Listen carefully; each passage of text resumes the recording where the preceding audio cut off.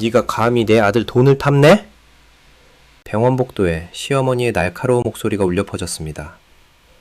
한자복을 입은 제 아내 지혜는 그 자리에서 얼어붙었어요. 어머님, 그게 아니라 수술비가... 수술비? 1,000만 원씩이나? 교대 나와서 애도 하나 못 지키는 주제에 무슨 1,000만 원짜리 몸이야? 간호사들이 발걸음을 멈췄습니다. 다른 보호자들도 이쪽을 쳐다봤어요.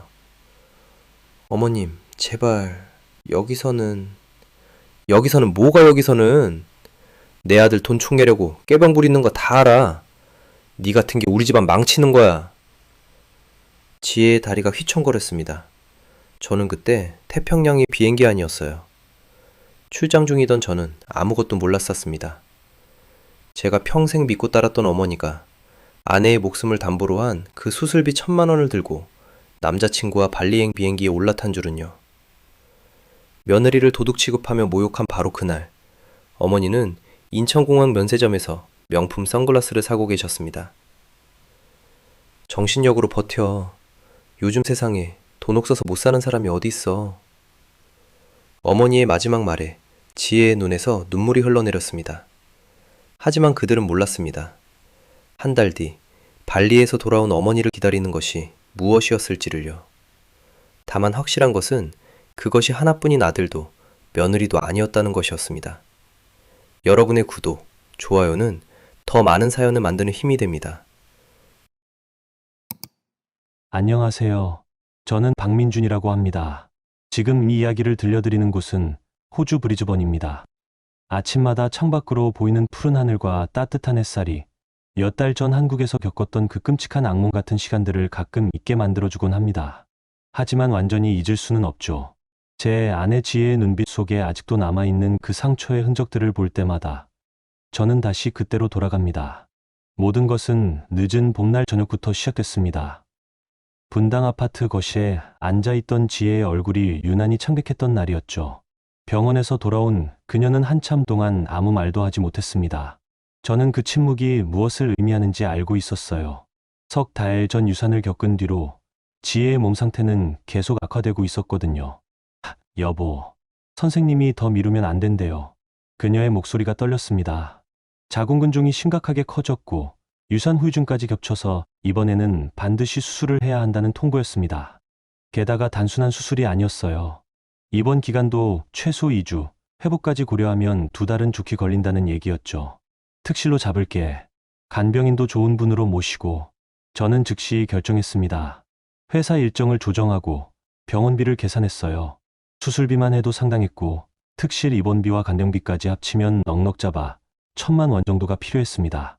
제게는 큰 부담이 아니었어요. IT 업계에서 10년 넘게 일하며 사업 개발 이사까지 올라왔으니까요. 하지만 문제는 따로 있었습니다. 바로 다음 주부터 싱가포르 출장이 잡혀 있었던 거예요. 최소 2주는 한국을 비워야 하는 중요한 프로젝트였습니다. 지혜 혼자 병원에 있게 할 수는 없었죠. 어머니한테 부탁드려야겠어. 그 말을 꺼내는 순간 지혜의 표정이 미묘하게 굳었습니다. 하지만 그녀는 아무 말도 하지 않았어요. 저는 그때 그 침묵의 의미를 제대로 잊지 못했습니다. 다음 날 저녁 저는 어머니를 모시러 갔습니다. 어머니는 혼자 사셨어요. 제가 25세 결혼한 뒤로 줄곧 독립적으로 생활하셨죠. 가끔 용돈도 드리고 명절 때마다 찾아뵙고 그렇게 평범한 효도를 해왔습니다. 어머니는 항상 우리 아들이 최고야라며 자랑스러워하셨고 저 역시 어머니를 평생 믿고 따랐어요. 어머니, 지혜가 다음 주에 큰 수술을 해요. 거실에 앉은 어머니께 조심스럽게 말씀드렸습니다. 수술? 무슨 수술? 자궁근종이요. 유산 후유증도 있고 해서 좀 큰 수술이에요. 어머니의 눈빛이 잠깐 흔들렸습니다. 하지만 곧 평소의 온화한 표정으로 돌아오셨죠. 그래, 우리 며느리가 고생이 많구나. 제가 출장을 가야 해서요. 2주 정도 비우는데 혼자 있게 할 수가 없어서. 어머니께서 병원에 계셔 주실 수 있으세요? 당연하지. 내가 우리 며느리 곁을 지켜야지. 어머니는 흔쾌히 고개를 끄덕이셨습니다. 그리고 제 손을 꼭 잡으셨어요. 민준아, 너무 걱정하지 마. 내가 다 챙길게. 저는 안도했습니다. 그리고 준비해온 봉투를 꺼냈어요. 어머니, 이게 수술비하고 입원비 간병비예요. 1,000만 원 넣었어요. 혹시 모르니까 넉넉하게요. 이게 뭐야? 이렇게까지. 특실로 잡았어요. 어머니도 편하게 쉬실 수 있게요. 간병인분도 좋은 분으로 모셔주세요. 어머니는 봉투를 받아들며 눈시울을 붉히셨습니다. 우리 아들, 효자, 네. 내가 며느리 잘 돌볼게. 걱정하지 말고 출장 다녀와. 그날 밤 어머니와 함께 저희 집으로 돌아왔을 때 지혜는 부엌에서 설거지를 하고 있었습니다. 어머니가 먼저 다가가셨어요. 지혜야. 아, 어머님. 지혜가 황급히 손을 닦고 인사를 드렸습니다. 수술 잘 받아. 내가 옆에서 다 챙겨줄게. 감사합니다, 어머님. 지혜의 목소리가 작았습니다. 어머니는 지혜의 어깨를 툭툭 두드리셨어요. 하지만 저는 몰랐습니다. 제가 잠시 화장실에 간 사이 어머니가 지혜에게 속삭인 말을요. 교대 나왔다고 다 사람 노릇하는 줄 아냐? 애도 못 지키면서. 지혜가 나중에 제게 말해줬습니다. 그 순간 온몸이 얼어붙는 것 같았다고요. 하지만 그녀는 참았어요. 제가 어머니를 얼마나 믿고 따르는지 알고 있었으니까요. 저는 출장 준비를 하며 마지막까지 꼼꼼하게 체크했습니다. 병원 예약 확인, 입원 날짜, 수술 일정. 모든 게 완벽했어요. 어머니도 계속 안심하라고 하셨고요. 민준아, 너는 일에만 집중해. 여기는 내가 책임질게. 출국 전날 밤, 어머니는 또 한 번 다짐하셨습니다. 저는 정말 감사했어요. 그리고 안심했죠. 하지만 그날 오후, 어머니는 다른 곳에 계셨습니다. 문화센터 시니어 댄스 동호회였어요. 거기서 어머니는 최만수라는 남자를 만나고 있었습니다. 순희 씨, 발리 풀빌라 사진 봤어요? 최만수는 태블릿을 꺼내 화면을 보여줬습니다. 에메랄드빛 바다가 보이는 고급 리조트 사진이었어요. 와, 정말 멋지네요. 어머니의 눈이 반짝였습니다. 거기서 한 달만 지내봐요. 순희 씨 같은 미인은 여왕 대접받을 거예요. 그래도 한 달이나 돈도 많이 들 텐데. 아니에요. 제가 알아본 패키지면 생각보다 저렴해요. 2천만 원 정도면 충분하죠. 2천만 원. 어머니는 잠시 망설이셨습니다. 하지만 최만수의 달콤한 말은 계속됐어요. 순희 씨, 인생 한 번뿐이잖아요. 이제 자식도 다 컸는데 본인 인생 좀 즐기셔야죠. 늙고 병들면 후회해요. 그 말에 어머니의 마음이 흔들렸습니다. 그리고 머릿속에 떠오른 게 하나 있었죠. 바로 제가 드린 1,000만 원이었습니다. 며느리 수술에 1,000만 원씩이나. 좀 과한 것 아니야? 어머니는 그렇게 생각하기 시작했어요. 그리고 자신을 합리화했습니다. 간병인 빼고 일반실로 하면 절반도 안 들 텐데. 나머지는 내가 써도 되지 않을까? 저는 싱가포르로 출국했습니다. 비행기 안에서 지혜에게 마지막 문자를 보냈어요. 여보, 잘 있어. 어머니 말씀 잘 듣고 사랑해. 지혜의 답장은 간단했습니다. 응. 조심히 다녀와. 하지만 그 짧은 문자 뒤에 숨겨진 불안을 저는 전혀 눈치채지 못했습니다. 어머니는 그날 밤 집으로 돌아와 계산기를 두드렸습니다. 수술비, 입원비, 간병비. 실제로 필요한 최소 금액을 계산하셨어요.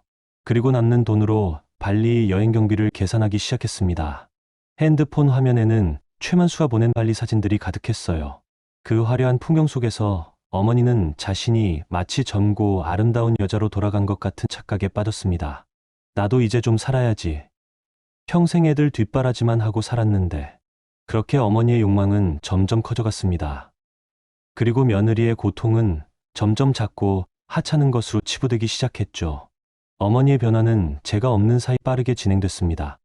출국한 지 사흘째 되던 날, 어머니는 지혜를 만나러 왔어요. 수술 전 최종 검사 날이었죠. 지혜는 병원 로비에서 어머니를 기다리고 있었습니다. 얼굴이 많이 수척해 보였어요. 유산 이후 제대로 회복하지 못한 몸으로 다시 큰 수술을 앞두고 있었으니까요. 어머님, 지혜가 조심스럽게 인사를 드렸습니다. 그래. 어머니의 대답이 쌀쌀했어요. 예전의 따뜻함은 어디에도 없었습니다. 검사 결과 나왔어요. 다행히 수술 날짜 그대로 진행된대요. 그래서 입원은 모레부터 하래요. 어머님, 간병인은 무슨 간병인? 돈 아깝게. 내가 있는데 뭐. 지혜는 당황했습니다. 민준이 분명 간병인 비용까지 들였다고 했거든요. 하지만 어머님도 편하게 쉬셔야. 편하게 쉬긴 뭘 쉬어. 며느리 하나 돌보는데 그게 뭐가 어렵다고. 어머니의 목소리가 날카로워졌어요. 주변 사람들이 힐끔거리기 시작했습니다. 어머님, 죄송해요. 죄송하긴. 교대 나왔다고 다 사람 노릇하는 줄 알았더니 애 하나 제대로 못 지키고. 그 말에 지혜의 얼굴이 하얗게 질렸습니다. 유사는 그녀에게 가장 큰 상처였어요. 자책과 슬픔으로 몇 달을 울었던 기억이었죠. 어머님, 그건 뭐가 그거냐. 사실이잖아. 그리고 수술비도 과한 거 아냐? 1,000만 원씩이나 들 일이야? 일반실에 간병인 없이 하면 절반도 안 들 텐데. 지혜는 더 이상 말을 잇지 못했습니다. 눈물이 차올랐지만 병원 복도에서 울 수도 없었어요. 민준이가 널 얼마나 아끼는지 아냐? 근데 넌 뭘 해줬어? 애도 못 낳고 맨날 아프기만 하고. 어머니의 말은 계속됐습니다. 마치 쌓였던 불만을 한꺼번에 쏟아내는 것 같았어요. 어머님, 저 정말 죄송해요. 지혜는 고개를 숙인 채 간신히 말했습니다. 어머니는 그런 며느리를 차갑게 내려다봤죠. 됐어. 병원 일은 내가 알아서 할 테니까 너는 그냥 가만히 있어. 그리고 어머니는 돌아섰습니다. 지혜는 그 자리에 멍하니 서 있었어요. 복도를 지나가던 간호사가 걱정스러운 눈빛으로 그녀를 바라봤지만 지혜는 아무에게도 말할 수 없었습니다. 어머니는 병원을 나와 곧장 카페로 향했습니다. 시니어 댄스 동호회 사람들이 모이는 곳이었어요. 최만수가 벌써 와서 기다리고 있었습니다. 순희 씨, 왔어요? 네. 어머니는 자리에 앉으며 한숨을 쉬었어요. 무슨 일 있어요? 표정이 안 좋으신데. 아, 며느리 병원 일 때문에 좀. 아, 그 수술건요? 어때요? 준비는 잘 되고 있어요? 최만수는 관심 있는 척 물었습니다. 하지만 그의 관심사는 따로 있었어요. 준비야 뭐. 그냥 하는 거죠. 그나저나 순희 씨, 발리 얘기는 생각해 보셨어요? 최만수가 다시 태블릿을 꺼냈습니다. 이번에는 더 화려한 사진들이었어요. 풀빌라 수영장, 고급 레스토랑, 스파 시설. 와, 정말 멋지네요. 어머니의 눈이 다시 반짝였습니다. 조금 전까지 며느리에게 쏟아냈던 차가움은 온데간데 없었어요. 이거 봐요, 순희 씨. 여기 저녁 식사 코스인데 미슐랭 스타 셰프가 직접 요리해요. 받아보면서 와인 한 잔 하는 거예요. 어머, 정말요? 그럼요. 그리고 여기 스파 프로그램 보세요. 매일 아침 전통 발리식 마사지 받고 오후에는 요가 클래스도 있어요. 최만수는 계속 사진을 넘겼습니다. 그리고 어머니의 반응을 살폈어요. 순희 씨 같은 분이 가시면 정말 여왕님처럼 대접받으실 거예요. 거기 직원들이 한국 어르신들 엄청 좋아해요. 그래요? 당연하죠. 특히 순희 씨처럼 우아하고 품위 있으신 분은요. 최만수의 입에서는 달콤한 말들이 끊임없이 흘러나왔습니다. 어머니는 점점 그 말에 빠져들었어요. 근데 돈이 좀 부담스러워요. 2천만 원이라고 하셨잖아요. 아, 그건요. 제가 특별 패키지 하나 더 알아봤어요. 최만수가 화면을 바꿨습니다. 이거 보세요. 한 달 패키지인데 1,000만 원이면 돼요. 1,000만 원. 어머니의 귀가 번쩍 뜨였습니다. 그 금액은 너무나 익숙했어요. 네. 물론 조금 덜 호화스럽긴 하지만 그래도 충분히 즐기실 수 있어요. 풀빌라의 스파도 포함이고요. 어머니는 핸드백 속 통장을 떠올렸습니다. 아들이 맡긴 1,000만 원이 그대로 들어 있었어요. 수술비는 실제로는 500만 원 정도면 되지 않을까? 어머니는 계산을 시작했습니다. 일반실로 바꾸고 간병인 없이 내가 있으면 충분히 가능해. 어때요, 순희 씨? 이번 기회 놓치면 후회하실 거예요. 여름 성수기 되면 가격 2배로 뛰어요. 최만수는 계속 부추겼습니다. 근데 제가 지금 당장은 좀. 아, 예약금만 먼저 내시면 돼요. 200만 원만요. 나머지는 출발 전에 내시면 되고. 200만 원. 어머니는 핸드백을 열었습니다. 그리고 카드를 꺼냈어요. 알았어요. 일단 예약은 해놓을게요. 와, 정말요? 순희 씨, 정말 현명하신 결정이에요. 최만수의 눈이 반짝였습니다. 그는 즉시 예약 결차를 진행했어요. 어머니는 카페를 나서며 핸드폰을 꺼냈습니다. 저한테서 온 메시지가 하나 있었어요. 어머니, 병원 일 잘 부탁드려요. 지혜 많이 불안해하니까 옆에서 잘 챙겨주세요. 어머니는 잠시 망설이다가 답장을 보냈습니다. 걱정하지 마. 병원 예약 다 확인했어. 출장 잘 다녀와. 하지만 그건 거짓말이었어요. 어머니는 병원에 아무 연락도 하지 않았습니다. 오히려 머릿속은 발리 여행 계획으로 가득했죠. 집으로 돌아온 어머니는 노트를 꺼내 본격적으로 계산을 시작했습니다. 수술비, 입원비, 검사비. 최소한으로 줄이면 얼마가 드는지 꼼꼼하게 따졌어요. 500만 원이면 충분해. 일반실 일주일이면 되지 뭐. 요즘은 회복도 빠르다잖아. 그렇게 어머니는 며느리의 몫을 자신의 몫으로 바꿔치기 하기 시작했습니다. 1000만 원 중 500만 원은 병원비, 나머지는 발리 여행 경비로 나눴어요. 핸드폰에는 최만수가 보낸 메시지들이 계속 들어왔습니다. 순희 씨, 발리 날씨 지금 최고예요. 빨리 가고 싶네요. 우리 함께 만드는 추억들 상상만 해도 행복해요. 순희 씨 같은 분과 함께라면 천국이 따로 없을 것 같아요. 어머니는 그 메시지들을 읽으며 미소를 지었습니다. 며느리의 수술 날짜 같은 건 이미 머릿속에서 지워져 있었어요. 다음 날 아침, 지혜는 혼자 병원에 전화를 걸었습니다. 저, 박지혜인데요. 모레 입원 예정이거든요. 특실 예약 확인 좀 해주세요. 네, 잠시만요. 아, 박지혜님. 특실 예약은 안 되어 있는데요? 네, 그럴 리가요. 보호자가 예약했을 텐데. 확인해보니 일반실로 신청되어 있고, 입원 보증금도 아직 입금 안 되셨는데요. 입금이 안 됐다고요? 지혜의 얼굴이 창백해졌습니다. 네. 입금 확인되면 연락 주시겠어요? 보증금 200만 원이시고요. 전화를 끊은 지혜는 한참을 멍하니 앉아 있었어요. 어머니가 분명 처리했다고 했는데 아무것도 안 되어 있었습니다. 그녀는 떨리는 손으로 어머니께 전화를 걸었어요. 하지만 어머니는 받지 않았습니다. 그 시각 어머니는 백화점에 계셨어요. 발리 여행 준비를 위해 여름옷을 사러 온 거였죠. 이거 예쁘다. 바다에서 입으면 딱이겠어. 어머니는 화려한 원피스를 골랐습니다. 가격표를 보니 60만 원이었어요. 평소 같으면 절대 살 수 없는 가격이었지만 지금은 달랐습니다. 내 돈인데 뭐. 내가 쓰는 거지. 어머니는 카드를 긁었습니다. 그 카드에는 아직 제가 송금한 돈이 그대로 남아 있었어요. 지혜는 결국 자신의 적금을 깨서 입원 보증금을 입금했습니다. 그리고 제게는 말하지 않았어요. 출장 중인 저를 걱정시키고 싶지 않았으니까요. 그날 밤 어머니는 최만수와 통화를 했습니다. 만수 씨, 나 출발 날짜 잡았어요. 진짜요? 언제요? 다음 주 목요일이요. 괜찮죠? 완벽해요. 순희 씨, 우리 함께 천국 같은 시간 보내요. 호호호, 그래야죠. 어머니의 웃음소리가 밝았습니다. 하지만 그 웃음 뒤에 숨겨진 진실은 며느리의 수술 날짜를 고의로 미뤄버렸다는 사실이었어요. 초여름의 햇살이 유난히 따가웠던 그날, 지혜는 수술 전날 검사를 위해 병원에 왔습니다. 몸 상태가 많이 안 좋아 보였어요. 얼굴은 더 수척해졌고 걸음걸이도 힘겨워 보였죠.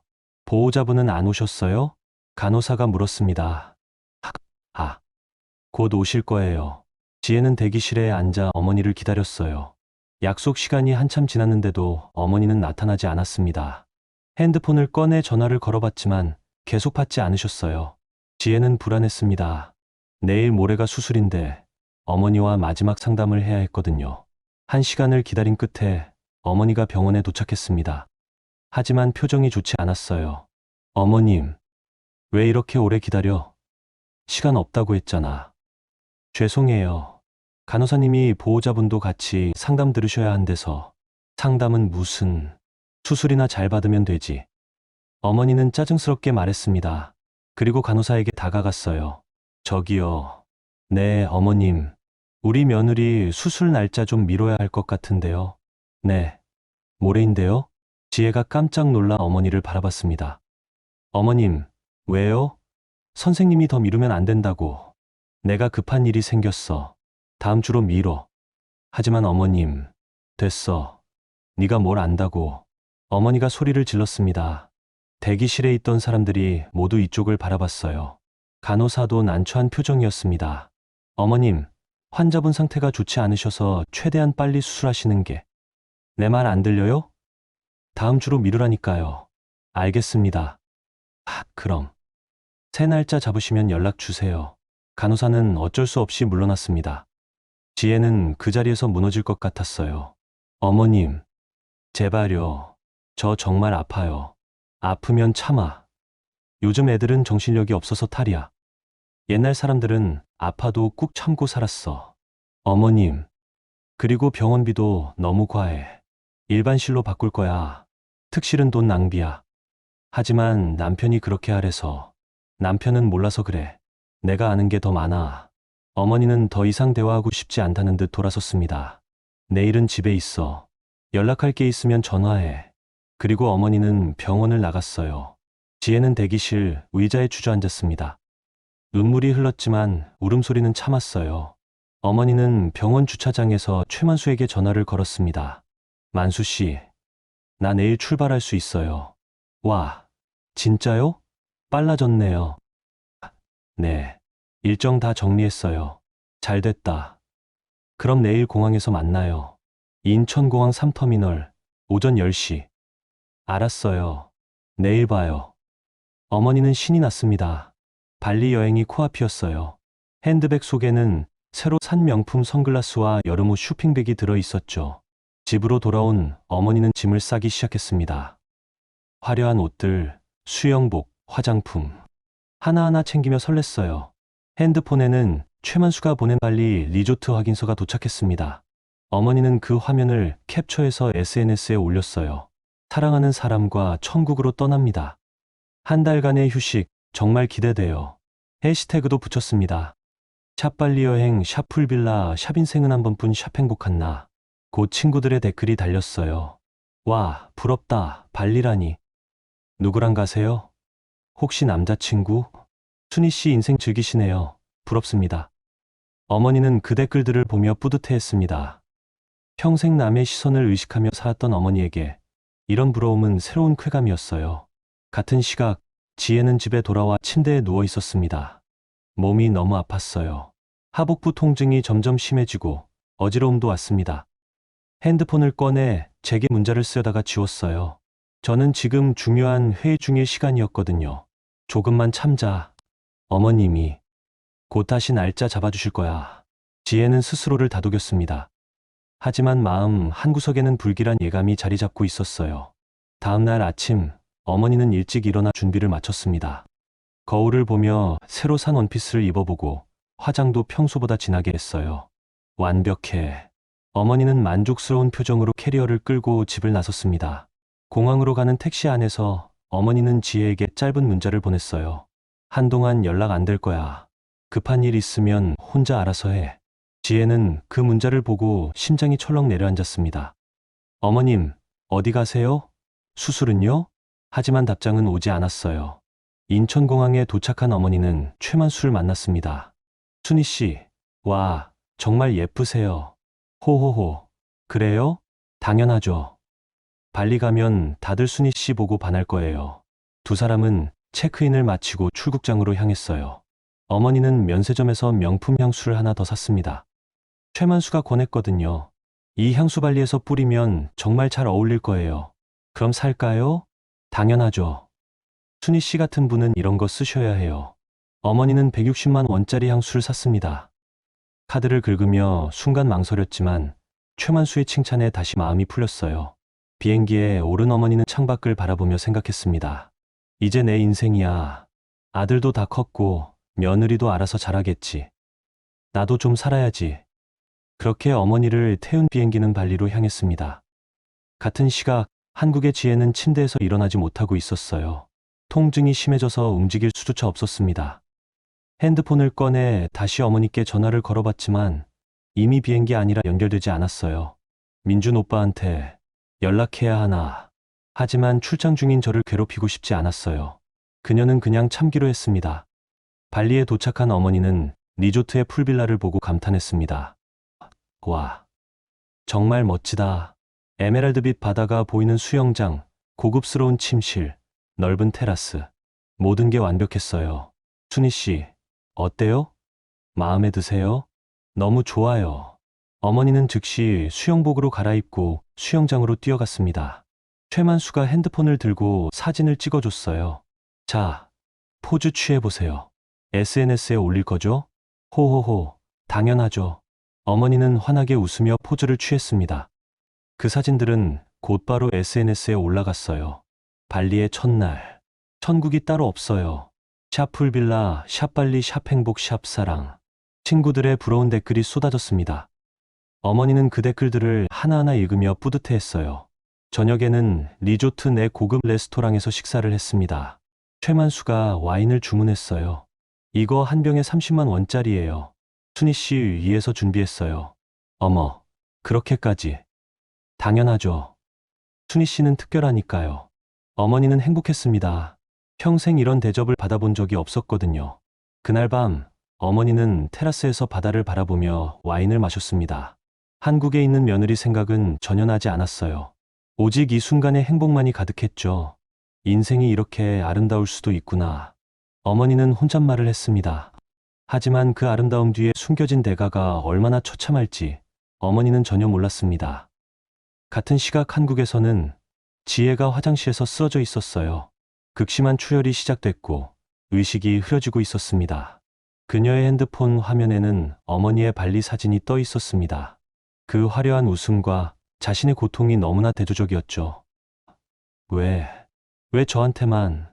지혜의 눈에서 눈물이 흘렀습니다. 그리고 그녀는 의식을 잃었어요. 한밤중이었습니다.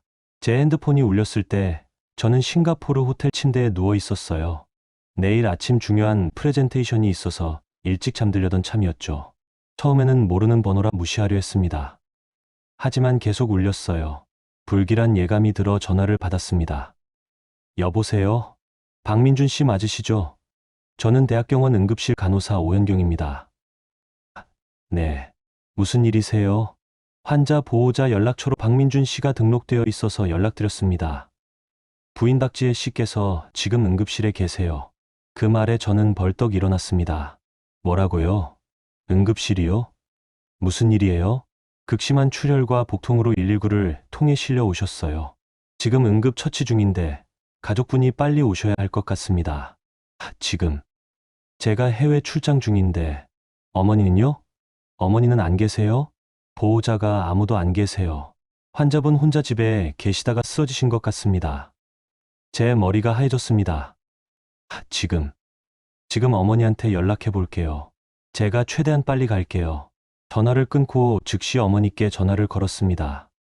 하지만 연결되지 않았어요. 한국은 새벽이니 주무시는 것 같았죠. 문자를 보냈습니다. 어머니, 지혜가 응급실에 실려갔어요. 빨리 병원 가주세요. 하지만 답장은 오지 않았습니다. 저는 황급히 짐을 쌌어요. 프레젠테이션은 포기했습니다. 회사에 긴급 상황이라고 연락하고 새벽 첫 비행기 표를 끊었어요. 공항으로 가는 택시 안에서 저는 계속 어머니께 전화를 걸었습니다. 10번, 20번. 하지만 계속 받지 않으셨어요. 왜 안 받으시지? 설마 무슨 일이라도. 저는 불안했습니다. 어머니도 다치신 건 아닐까 온갖 걱정이 들었어요. 비행기 안에서 저는 한숨도 자지 못했습니다. 지혜 생각만 났어요. 혼자 응급실에서 얼마나 무섭고 외로웠을까. 내가 출장을 가지 말걸. 후회가 밀려왔습니다. 인천공항에 도착하자마자 병원으로 달려갔어요. 응급실 문을 열고 들어갔을 때 간호사 오현경 씨가 저를 맞았습니다. 박민준 씨시죠? 네. 제 아내는요? 안으로 오세요. 저는 커튼이 쳐진 응급실 침대로 안내됐습니다. 그리고 그곳에서 본 지혜의 모습에 심장이 멎는 줄 알았어요. 창백한 얼굴, 산소 마스크를 쓴 모습, 링거를 막고 있는 가느다란 팔. 제 아내는 거의 죽어가고 있었습니다. 지혜야. 제가 손을 잡자 지혜가 천천히 눈을 떴어요. 오빠. 미안해. 내가 여기 있었어야 했는데. 지혜의 눈에서 눈물이 흘렀습니다. 괜찮아. 오빠 탓 아니야. 간호사가 저를 밖으로 불렀어요. 보호자분, 잠깐 얘기 좀 할까요? 저는 지혜의 손을 놓고 간호사를 따라갔습니다. 환자분 상태가 심각합니다. 수술을 예정하셨다가 취소하셨다고요? 네, 취소요. 아니요, 저희는 입원 보증금이 입금되지 않아서 수술 일정이 자동 취소됐습니다. 저는 어안이 벙벙했습니다. 그럴 리가요. 제가 어머니한테 1,000만 원을 드렸는데. 네, 수술비하고 입원비 간병비로요. 분명 어머니께서 처리하셨을 텐데. 간호사의 표정이 묘해졌습니다. 혹시 어머니분 연락처 아세요? 네. 근데 계속 안 받으세요. 한번 확인해 보시는 게 좋을 것 같은데요. 저는 다시 어머니께 전화를 걸었습니다. 이번에도 연결되지 않았어요. 도대체 어디 계신 거지? 저는 어머니 집으로 전화를 걸었습니다. 하지만 집 전화도 받지 않으셨어요. 불안한 마음에 핸드폰으로 어머니의 SNS를 확인했습니다. 그리고 그곳에서 본 것이 제 인생에서 가장 충격적인 순간이었어요. 어머니의 SNS에는 사진들이 가득 올라와 있었습니다. 풀빌라 수영장에서 웃고 계신 사진, 고급 레스토랑에서 와인을 드시는 사진, 스파를 받으시는 사진, 그리고 캡션이 있었어요. 발리의 첫날, 사랑하는 사람과 함께하는 천국 같은 시간. 업로드 시간은 어제 오후였습니다. 제가 응급실 전화를 받기 몇 시간 전이었어요. 저는 그 자리에서 무너졌습니다. 다리에 힘이 풀려 복도 의자에 주저앉았어요. 발리. 어머니가 발리에. 머릿속이 하얗게 변했습니다. 간호사 오연경 씨가 다가왔어요. 괜찮으세요? 어머니가 발리에 가셨어요. 네. 제가 맡긴 돈을, 그 돈으로 여행을. 저는 더 이상 말을 잇지 못했습니다. 핸드폰을 쥔 손이 부들부들 떨렸어요. SNS를 더 내렸습니다. 사진이 계속 나왔어요. 새로 산 명품 선글라스, 비싼 옷, 화려한 저녁 식사. 그리고 마지막 사진에는 남자가 함께 있었습니다. 최만수라는 사람이었죠. 어머니는 그 남자와 손을 잡고 석양을 바라보고 있었어요. 댓글들이 보였습니다. 와, 순희 씨 남자친구 멋지시네요. 발리에서 로맨스라니 부러워요. 행복하세요, 순희 씨. 저는 핸드폰을 떨어뜨릴 뻔했습니다. 이게 말이 돼? 제 평생 믿고 따랐던 어머니가 며느리의 수술비를 가지고 남자와 여행을 간 겁니다. 아내가 응급실에서 죽어가는 동안 어머니는 발리에서 와인을 마시고 계셨어요. 저는 화장실로 뛰어갔습니다. 그리고 그곳에서 토했어요. 몸이 제 말을 듣지 않았습니다. 한참을 화장실 바닥에 앉아 있다가 저는 간신히 일어났습니다. 세면대에 비친 제 얼굴은 완전히 망가져 있었어요. 지혜부터 살려야 해. 저는 정신을 차렸습니다. 분노와 배신감은 나중 문제였어요. 지금은 아내가 먼저였습니다. 응급실로 돌아와 담당 의사를 찾았습니다. 선생님, 제 아내 수술 언제 할 수 있어요? 지금 바로 준비 들어가야 합니다. 더 늦으면 위험해요. 알겠습니다. 비용은 제가 바로 입금할게요. 입원도 최소 3주는 필요하고요. 회복 기간까지 고려하면 다 하겠습니다. 제 아내만 살려주세요. 저는 은행 앱을 열어 즉시 송금했습니다. 1,000만 원이 아니라 2천만 원을 보냈어요. 특실 비용, 간병인 비용, 추가 검사 비용, 모든 걸 넉넉하게 준비했습니다. 수술 동의서에 서명하고 지혜가 수술실로 들어가는 것을 지켜봤어요. 그녀의 창백한 얼굴이 문 너머로 사라지는 순간 저는 복도 의자에 앉아 고개를 떨어뜨렸습니다. 그리고 핸드폰을 다시 꺼냈어요. 어머니의 SNS를 또 확인했습니다. 새 사진이 하나 더 올라와 있었어요. 이번에는 스파 마사지를 받으시는 사진이었습니다. 발리의 둘째 날, 몸과 마음이 치유되는 시간, 샤필링 샵 스파 샵 행복한 순간. 저는 그 사진을 보며 눈물을 흘렸습니다. 어머니의 치유와 아내의 수술이 동시에 일어나고 있었어요. 제 안에서 무언가가 완전히 부서지는 소리가 들렸습니다. 평생 쌓아온 효심과 믿음이 한순간에 산산조각 난 것 같았죠. 어머니가 이럴 수가. 저는 복도 의자에서 몸을 웅크렸습니다. 그리고 소리 없이 울었어요. 수술은 5시간이 걸렸습니다. 저는 그 시간 동안 계속 복도를 오가며 기도했어요. 지혜만은 살아야 한다고, 제발 무사히 나오게 해달라고. 수술실 문이 열렸을 때 의사가 나왔습니다. 보호자분? 네. 저는 벌떡 일어났습니다. 수술 잘 끝났습니다. 하지만 좀 더 일찍 오셨으면 더 좋았을 텐데요. 상태가 많이 안 좋았습니다. 죄송합니다. 정말 죄송합니다. 회복실에서 안정 찾으면 중환자실로 옮길 겁니다. 일단은 지켜봐야 해요. 감사합니다, 선생님. 저는 고개를 숙였습니다. 회복실 밖에서 지혜를 기다렸어요. 1시간쯤 지나 간호사가 불렀습니다. 보호자분, 잠깐 들어오세요. 저는 회복실로 들어갔습니다. 지혜가 눈을 뜨고 있었어요. 오빠. 응, 나야. 수술 잘 끝났어. 미안해. 왜 미안해? 내 잘못이 아니야. 지혜의 눈에서 눈물이 흘렀습니다. 오빠. 어머님은 저는 대답할 수 없었습니다. 뭐라고 말해야 할지 몰랐어요. 괜찮아. 일단 네가 회복하는 게 먼저야. 저는 지혜의 손을 꼭 잡았습니다. 그날 밤 중환자실에서 지혜가 잠든 사이 저는 복도로 나와 다시 핸드폰을 켰습니다. 어머니의 SNS에는 또 새 사진이 올라와 있었어요. 이번에는 고급 레스토랑에서 최만수와 함께 와인을 마시는 사진이었습니다. 저는 그 사진을 보며 결심했습니다. 이제 끝이다. 제 안에서 아들이 죽고 남편이 깨어났습니다. 지혜의 수술이 끝난 다음 날 새벽, 저는 어머니 집으로 향했습니다. 중환자실에서 지혜가 안정을 찾은 걸 확인한 직후였어요. 간병인을 고용하고 제가 며칠 자리를 비워도 괜찮을 거라는 의사의 말을 듣고서였죠.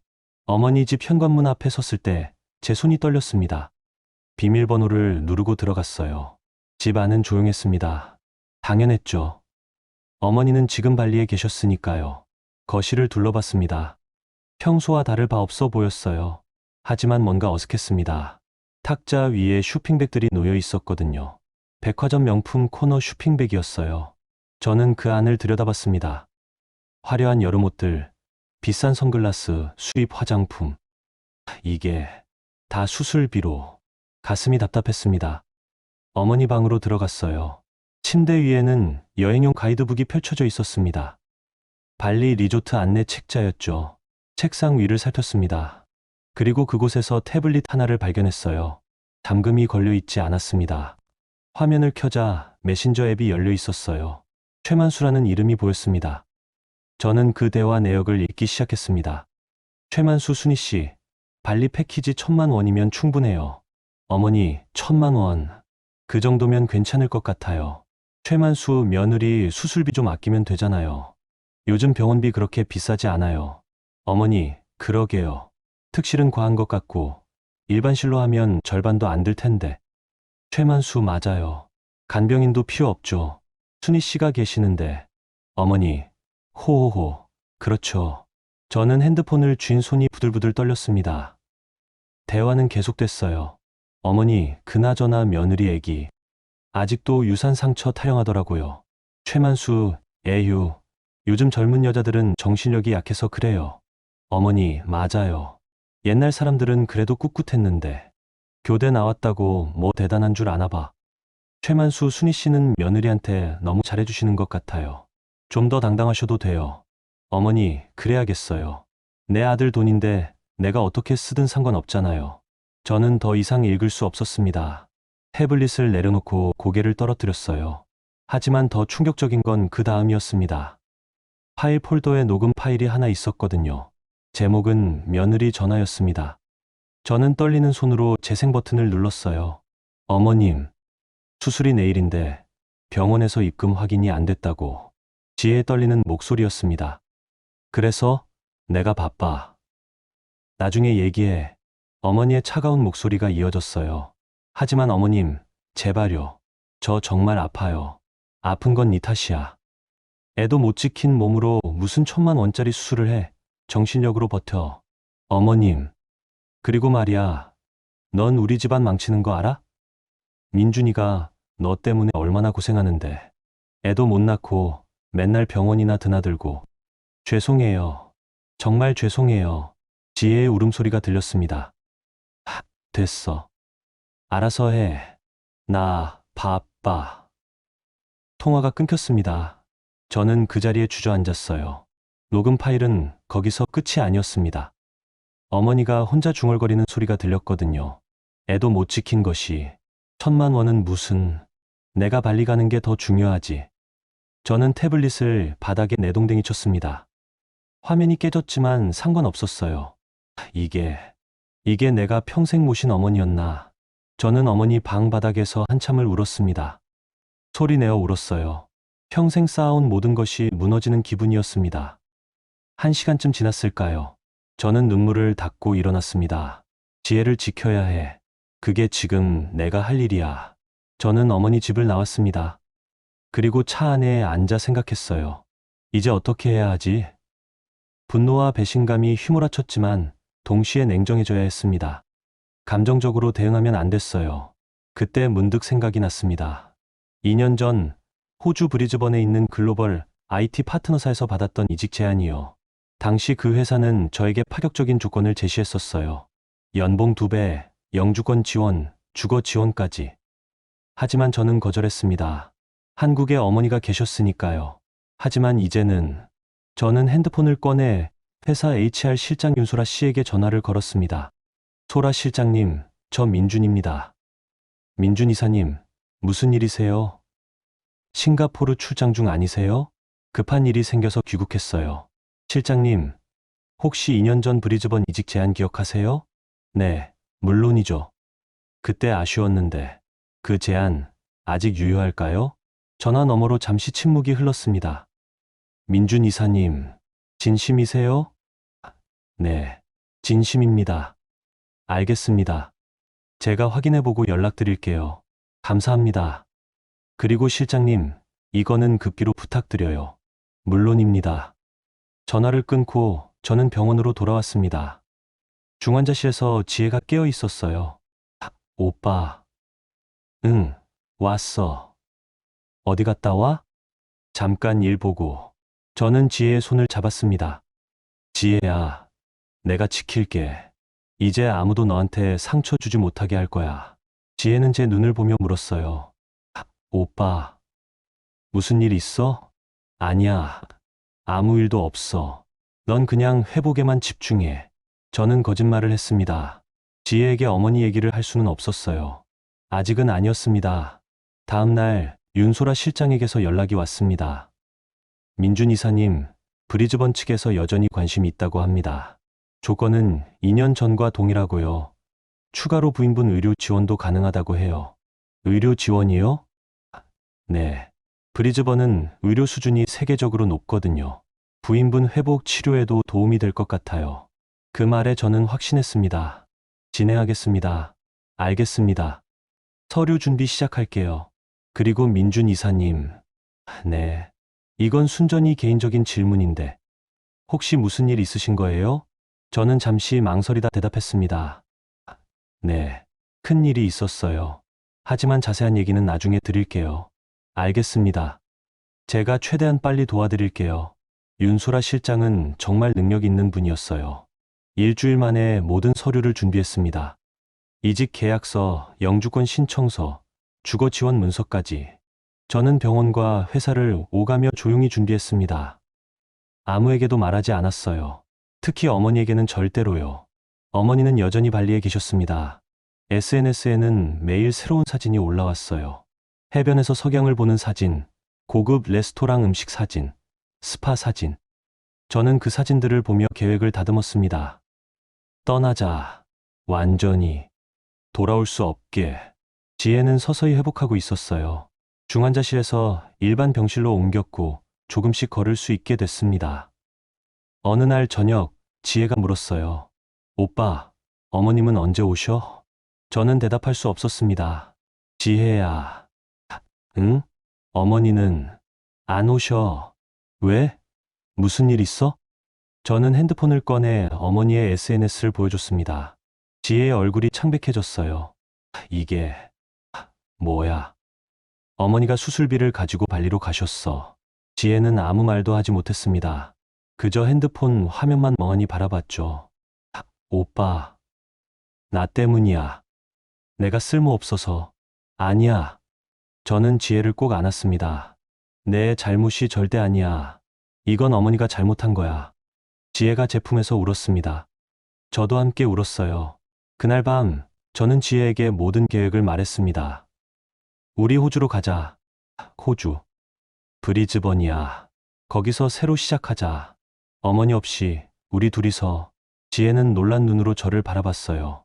하지만 오빠. 어머니는 이제 내 어머니가 아니야. 내가 평생 믿었던 분은 진작 돌아가셨어. 지금 발리에 있는 그 사람은 모르는 사람이야. 저는 단호하게 말했습니다.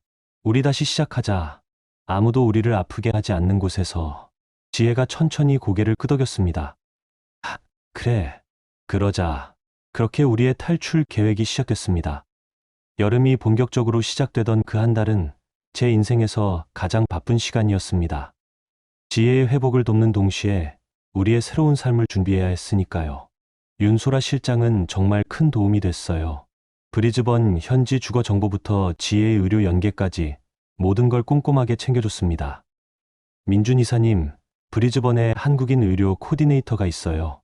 부인분 재활치료 프로그램도 짜줄 수 있대요. 정말요? 감사합니다. 그리고 아파트도 알아봤는데요. 병원 근처에 좋은 곳 있어요. 강 전망 나오고 조용한 동네예요. 완벽하네요. 저는 회사 일과 이주 준비를 병행했습니다. 동료들에게는 가족 사정이라고만 말했어요. 구체적인 내용은 밝히지 않았죠. 지혜는 매일 조금씩 나아지고 있었습니다. 처음에는 침대에서 일어나는 것조차 힘들어했지만 2주가 지나자 복도를 천천히 걸을 수 있게 됐어요. 담당 의사는 회복이 빠른 편이라고 했습니다. 정신적 안정이 육체 회복에도 큰 영향을 미치거든요. 부인분이 마음을 편히 가지신 것 같네요. 그 말을 들으며 저는 생각했습니다. 맞아. 지혜는 이제 두려워하지 않아. 어머니로부터 자유로워졌으니까. 하지만 한편으로는 분당 아파트 정리가 남아 있었어요. 그게 가장 큰 일이었습니다. 저는 부동산 중개사를 만났어요. 급매로 내놓으실 건가요? 네. 최대한 빨리 팔아야 해요. 시세보다 좀 낮게 책정해야 할 텐데. 괜찮습니다. 빨리 처리되는 게 중요해요. 알겠습니다. 한 보름이면 가능할 것 같습니다. 분당 아파트는 좋은 입지였어요. 일주일 만에 매수자가 나타났습니다. 민준 씨, 계약 진행할까요? 네. 바로 하죠.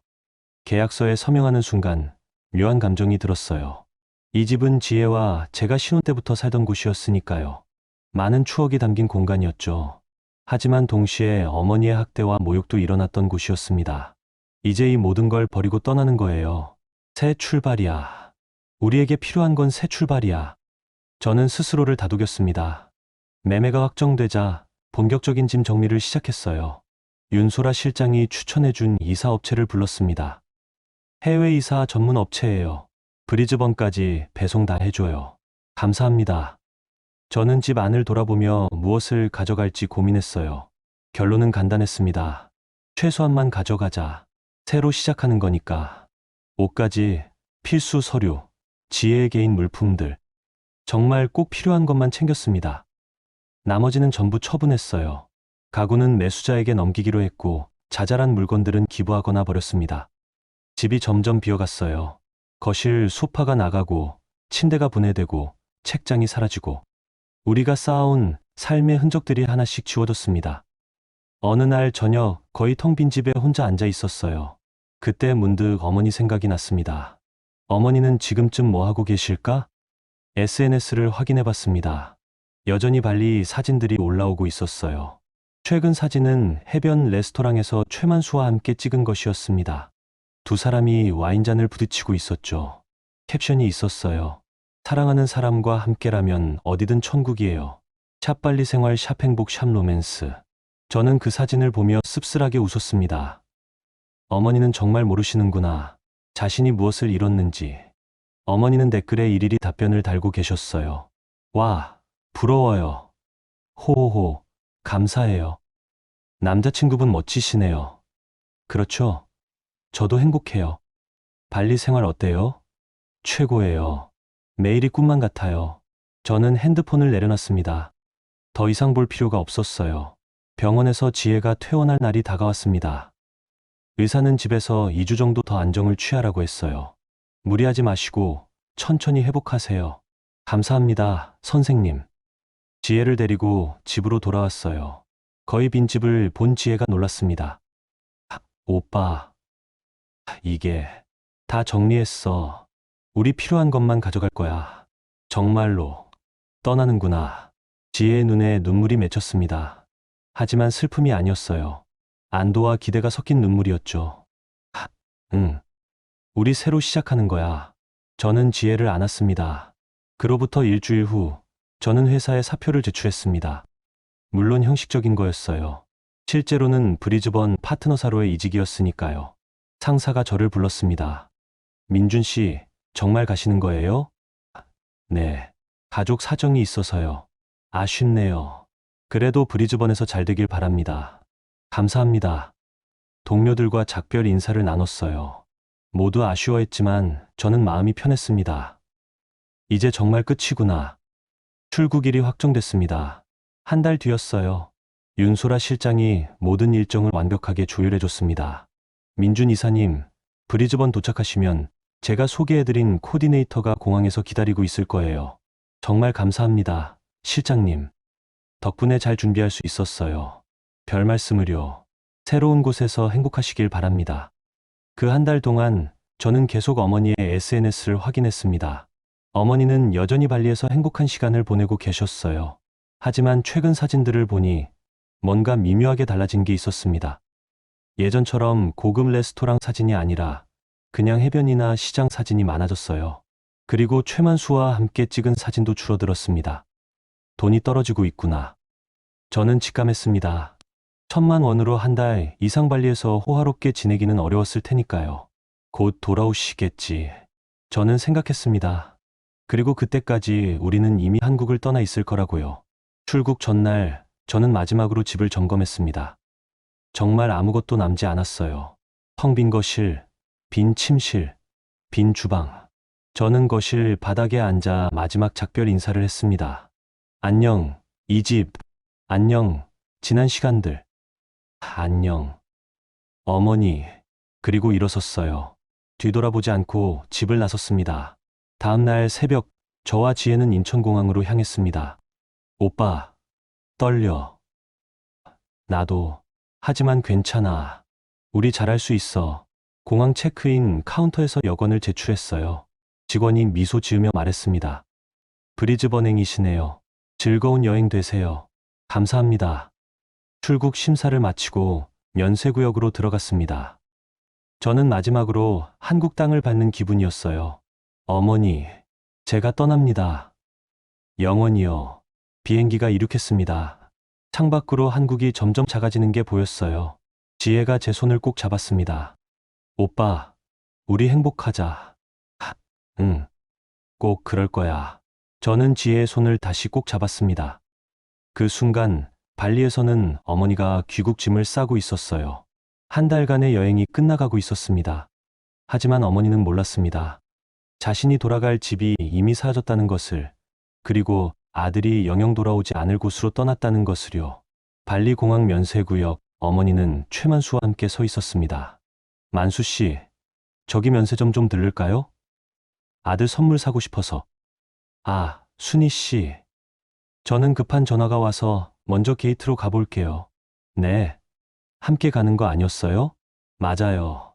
근데 회사 일이 급해서 먼저 가서 기다릴게요. 최만수는 서둘러 사라졌습니다. 어머니는 이상하다고 생각했지만 크게 신경 쓰지 않았어요. 면세점을 돌아보며 향수를 하나 샀습니다.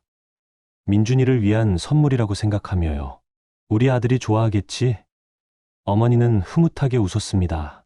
한 달간의 발리 생활이 정말 행복했어요. 자신이 얼마나 가치 있는 사람인지 확인한 시간이었죠. 게이트로 향했습니다. 하지만 최만수가 보이지 않았어요. 어라? 만수 씨. 어머니는 주변을 둘러봤습니다. 없었어요. 핸드폰을 꺼내 전화를 걸었습니다. 연결되지 않았어요. 이상하네. 불안한 마음에 문자를 보냈습니다. 만수 씨, 어디세요? 게이트에 안 보이는데요. 답장이 없었습니다. 탑승 안내 방송이 나왔어요. 어머니는 혼자 비행기에 올랐습니다. 나중에 연락 오겠지. 하지만 비행기 안에서도 인천공항에 도착해서도 최만수의 연락은 오지 않았습니다. 어머니는 그제야 깨달았어요. 설마 날 버린 거야? 가슴이 철렁 내려앉았습니다. 공항 밖으로 나와 택시를 탔어요. 집으로 가는 길, 어머니는 계속 최만수에게 전화를 걸었지만 번호가 바뀌어 있었습니다. 이럴 수가. 어머니는 당황했습니다. 하지만 곧 자신을 다독였어요. 괜찮아. 아들한테 가면 돼. 민준이가 있잖아. 분당 아파트에 도착했습니다. 어머니는 캐리어를 끌고 현관문 앞에 섰어요. 비밀번호를 눌렀습니다. 삐삐삐. 빨간 불이 들어왔습니다. 비밀번호가 틀렸다는 표시였어요. 어라. 어머니는 다시 눌러봤습니다. 여전히 빨간 불이었죠. 도어락을 바꿨나? 초인종을 눌렀습니다. 아무 반응이 없었어요. 민준아. 나야, 어머니. 문을 두드렸습니다. 조용했어요. 민준아, 지혜야. 소리를 질렀지만 아무도 대답하지 않았습니다. 어머니는 핸드폰을 꺼내 민준에게 전화를 걸었어요. 연결되지 않았습니다. 왜 안 받지? 문자를 보냈습니다. 민준아, 어머니 왔어. 문 좀 열어줘. 답장이 없었습니다. 어머니는 점점 불안해졌어요. 이웃집 초인종을 눌렀습니다. 네. 저, 옆집인데요. 혹시 우리 아들 봤어요? 아, 옆집이요? 이사 가셨는데요. 네. 어머니는 귀를 의심했습니다. 이사요? 언제요? 일주일 전쯤요? 이사 트럭 왔더라고요. 그럴 리가. 우리 아들이 왜? 어머니는 말을 잇지 못했습니다. 아, 그리고 새 주인 들어왔어요. 어제 인사드리러 오셨는데 어머니는 더 이상 듣지 못했습니다. 그 자리에 주저앉았어요. 이사. 민준이가 이사를. 핸드폰을 다시 꺼내 민준에게 전화를 걸었습니다. 여전히 연결되지 않았어요. 문자도 보냈습니다. 민준아, 어머니야. 무슨 일이야? 왜 이사 갔어? 연락해줘. 하지만 답장은 오지 않았습니다. 어머니는 캐리어를 끌고 계단에 앉아 한참을 멍하니 있었어요. 왜 나한테 아무 말도 안 했지? 그때 핸드폰에 알림이 왔습니다. 문자였어요. 하지만 민준이 아니었습니다. 은행 문자였어요. 귀하께서 지정하신 자동이체가 해지되었습니다. 어머니는 그 문자를 보며 가슴이 철렁했습니다. 민준이가 매달 보내주던 생활비 자동이체였거든요. 다른 알림도 확인했어요. 통신비 자동이체 해지, 보험료 자동이체 해지. 민준이가 어머니를 위해 내주던 모든 비용이 일제히 해지되어 있었습니다. 아니. 어머니는 떨리는 손으로 다시 민준에게 전화를 걸었어요. 이번에는 연결됐습니다. 하지만 목소리가 들리지 않았어요. 대신 문자 한 통이 왔습니다. 어머니, 며느리 목숨값으로 즐거우셨습니까? 어머니는 그 문자를 보고 얼어붙었습니다. 고지어 다른 메시지가 도착했어요. 사진이었습니다. 호주 영주권 신청서 사본이었어요. 민준과 지혜의 이름이 적혀 있었죠. 호주라고? 어머니는 믿을 수 없었습니다. 또 다른 사진이 왔어요. 이번에는 브리즈번 재활병원 앞에서 찍은 사진이었습니다. 지혜가 미소 짓고 있었어요. 건강해 보였습니다. 그 사진 아래에 마지막 문자가 도착했습니다. 어머니와는 이제 연락하지 않겠습니다. 행복하세요. 어머니는 핸드폰을 떨어뜨렸어요. 민준아. 다시 전화를 걸었지만 이번에는 아예 연결되지 않았습니다. 차단된 거였어요. 안 돼.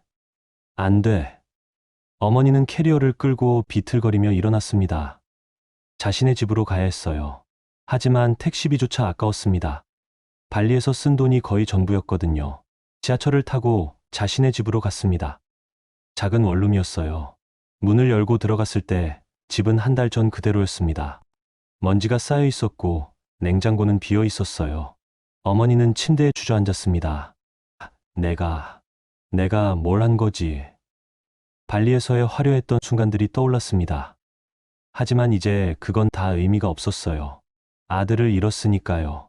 핸드폰을 꺼내 SNS를 열었습니다. 자신이 올렸던 발리 사진들이 보였어요. 댓글들도 보였습니다. 부러워요. 행복해 보여요.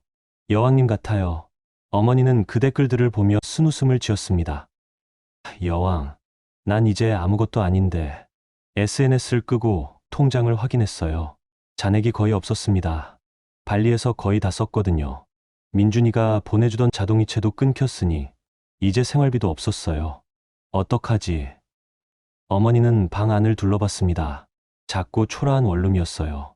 발리 풀빌라와는 너무나 대조적이었죠. 그때 핸드폰이 울렸습니다.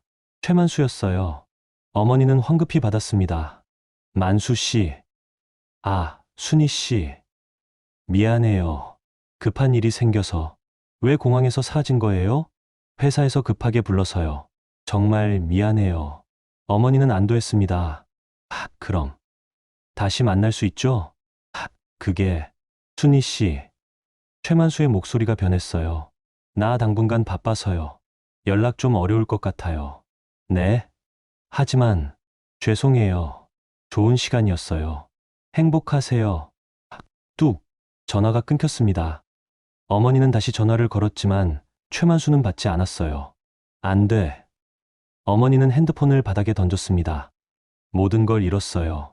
아들도, 며느리도, 남자친구도, 돈도.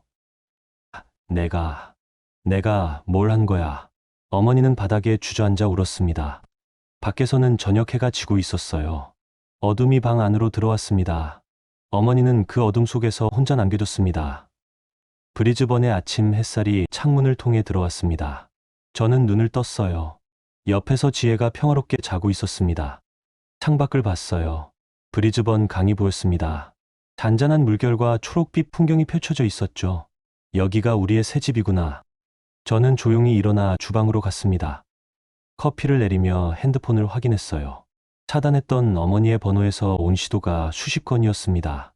하지만 저는 그걸 보지 않았어요. 대신 지혜의 재활 일정을 확인했습니다. 오늘은 물리치료가 있는 날이었죠. 오빠. 지혜가 일어났습니다. 응. 잘 잤어? 응. 여기 공기가 정말 좋아. 숨쉬기 편해. 지혜가 창가로 다가와 밖을 바라봤어요. 아름답다. 그치, 우리 여기서 행복하게 살자. 응. 아침 식사를 함께하고 병원으로 향했습니다. 브리즈번 재활센터는 최신 시설을 갖춘 곳이었어요. 담당 의사는 한국인 코디네이터와 함께 지혜를 맞았습니다. 지혜 씨, 오늘 컨디션 어때요? 좋아요. 많이 나아진 것 같아요. 잘 됐네요. 그럼 오늘은 좀 더 강도를 높여볼까요? 지혜가 재활 치료를 받는 동안 저는 밖에서 기다렸어요. 핸드폰에 윤소라 실장에게서 문자가 왔습니다. 민준 이사님, 브리즈번 생활 어때요? 정말 좋아요. 지혜도 많이 나아지고 있어요. 다행이네요. 필요한 거 있으면 언제든 연락 주세요. 감사합니다. 치료가 끝나고 지혜와 함께 강변을 걸었습니다. 오빠, 나 정말 꿈만 같아. 나도 한국에 있을 때는 매일이 지옥 같았거든. 지혜의 목소리가 떨렸습니다. 어머님한테 매일 눈치 보고 모욕당하고 오빠한테 말도 못하고 미안해. 내가 몰랐어. 아니야. 오빠 탓 아니야. 오빠도 어머님 믿었던 거잖아. 저는 지혜의 손을 꼭 잡았습니다. 이제 다시는 그런 일 없을 거야. 내가 지킬게. 응. 고마워. 집으로 돌아와 저녁을 준비했어요. 간단한 파스타를 만들었습니다. 함께 식사를 하며 이야기를 나눴어요. 오빠, 우리 여기서 가족 만들 수 있을까? 지혜가 조심스럽게 물었습니다. 당연하지. 네가 건강해지면 우리 아기도 가질 수 있어. 정말? 그럼. 의사 선생님도 회복 잘 되고 있다고 했잖아. 지혜의 눈에 눈물이 맺혔습니다. 하지만 슬픈 눈물이 아니었어요. 고마워, 오빠. 나 정말 행복해. 나도. 그날 밤, 저는 마지막으로 어머니에게 메시지를 보냈습니다. 차단된 번호였지만 읽기는 할 수 있을 거예요. 어머니, 저는 이제 호주에서 새로운 삶을 살겠습니다. 지혜와 함께요. 어머니께서 발리에서 행복하셨던 것처럼 저희도 여기서 행복하게 살겠습니다. 어머니가 선택하신 길처럼 저도 제 길을 선택했습니다. 건강하세요. 그리고 완전히 차단했습니다. 전화도, 문자도, SNS도 모든 연결을 끊었어요. 이제 진짜 끝이야. 한국에서는 어머니가 그 메시지를 읽고 있었습니다. 낡은 원룸에 혼자 앉아서요. 어머니는 핸드폰을 쥔 채 멍하니 있었어요. 민준이, 정말 날 버렸구나. 며칠 전부터 어머니의 삶은 완전히 무너져 있었습니다. 통장에는 돈이 없었고 월세를 낼 수도 없었어요. 집주인이 찾아왔습니다. 김순희 씨, 이번 달 월세는요? 죄송합니다. 조금만 기다려주세요. 매번 그러시는데 다음 달까지 안 내시면 나가셔야 해요. 집주인이 나간 뒤 어머니는 주저앉았습니다. 어떡하지? 아들에게 연락하려 했지만 완전히 차단되어 있었어요. SNS도 확인해봤지만 민준의 계정은 비공개로 바뀌어 있었습니다. 찾을 방법이 없어 어머니는 절망했습니다. 지인들에게 연락해봤어요. 하지만 모두 냉담했습니다. 순희 씨, 발리 갔다 오셨다며요? 돈 있으시겠네. 아니에요, 그게. 우리도 요즘 어려워요. 죄송해요. 아무도 도와주지 않았어요. 어머니는 결국 시장 근처 쪽방촌으로 이사를 갔습니다. 월 30만 원짜리 작은 방이었어요. 화장실도 공용이고 방에는 창문도 제대로 없었습니다. 여기가 내 집이구나. 어머니는 빈 방에 앉아 울었습니다. 발리에서의 화려했던 순간들이 떠올랐어요. 풀빌라, 고급 레스토랑, 스파, 그리고 최만수의 달콤한 말들. 다 거짓이었어. 다. 어머니는 핸드폰을 꺼내 자신의 SNS를 열었습니다. 발리 사진들이 여전히 올라와 있었어요. 댓글도 달려 있었죠. 하지만 이제 새 댓글은 없었습니다. 아무도 관심 없었어요. 어머니는 그 사진들을 하나씩 지우기 시작했습니다. 풀빌라 사진, 삭제. 레스토랑 사진, 삭제. 최만수와 함께 찍은 사진, 삭제. 모든 사진을 지우고 나자 SNS가 텅 비었습니다. 마치 어머니의 인생처럼요. 민준아. 어머니는 아들 이름을 불렀습니다. 하지만 대답은 없었어요. 창밖을 보니 비가 내리고 있었습니다. 어머니는 그 빗소리를 들으며 바닥에 누웠어요. 내가 너무 큰 실수를 했구나. 며느리의 수술비를 빼돌렸던 그 순간이 떠올랐습니다. 그때 그러지 말았어야 했는데. 하지만 이제 돌이킬 수 없었어요. 어머니는 쪽방 천장을 보며 눈물을 흘렸습니다. 브리즈번에서는 저와 지혜가 강변을 산책하고 있었어요. 오빠, 저기 우리 가족 봐. 정말 귀엽다. 지혜가 환하게 웃었습니다. 저는 그 웃음을 보며 생각했어요. 잘한 거야. 우리 결정이 맞았어. 해가 지고 노을이 강물을 물들였습니다. 우리는 손을 잡고 집으로 돌아갔어요. 새로운 삶이 시작된 거였습니다. 한국에서는 어머니가 여전히 쪽방에서 울고 있었습니다. 아무도 찾아오지 않는 방에서 혼자. 전화기는 조용했고 SNS는 비어 있었어요. 어머니가 그토록 원했던 화려함과 부러움은 모두 사라졌습니다. 남은 것은 오직 후회와 외로움뿐이었어요. 며느리, 미안해. 민준아, 미안해. 어머니는 빈 방에서 중얼거렸습니다. 하지만 그 사과는 아무에게도 닿지 않았어요. 브리즈번에서는 저와 지혜가 저녁 식사를 하고 있었습니다. 오빠, 내일 병원에서 좋은 소식 들을 수 있을 것 같아. 정말. 뭔데? 비밀. 내일 가면 알아. 지혜가 장난스럽게 웃었습니다. 저는 그 웃음을 보며 행복했어요. 이게 진짜 가족이야. 서로를 아프게 하지 않는. 우리는 함께 웃으며 저녁을 마쳤습니다. 그날 밤 저는 창가에 서서 브리즈번의 야경을 바라봤어요. 어머니, 안녕히 계세요. 저는 마지막 작별 인사를 했습니다. 마음속으로요. 그리고 돌아서서 지혜에게 다가갔습니다. 우리의 새로운 인생이 펼쳐져 있었으니까요.